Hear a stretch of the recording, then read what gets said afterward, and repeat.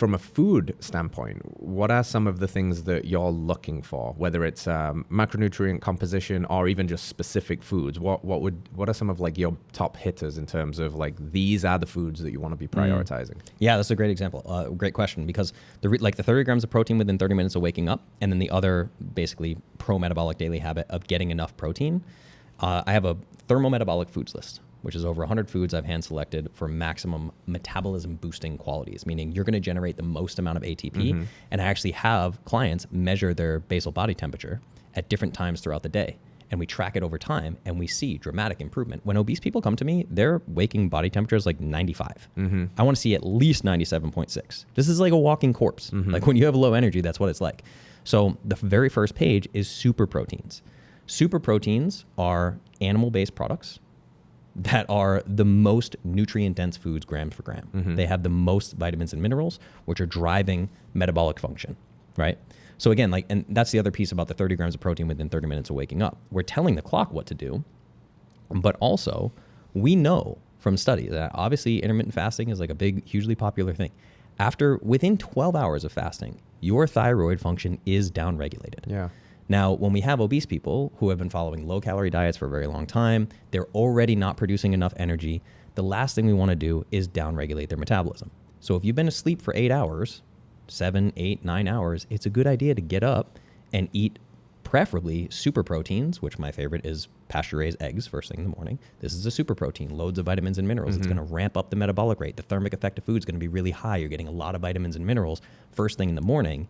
Tell that thyroid, hey, listen, we're not in scarcity. There's plenty of food available. Let's ramp up energy production, right?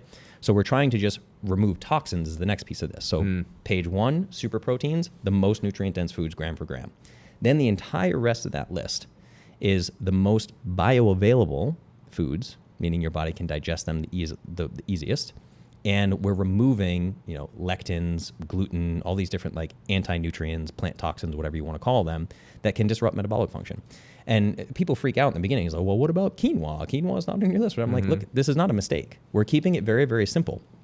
And I think when you get into the carnivore stuff of like oxalates and all these different things, like, listen, if you're living with peak optimal health and your metabolism is just like crushing it, you got a high metabolic rate and you're feeling great, like something like an oxalate is not going to be a problem for you. But if you are waking up with 95 degree, and anyone listening to this podcast right now, tomorrow, put a thermometer next to your bed on your nightstand.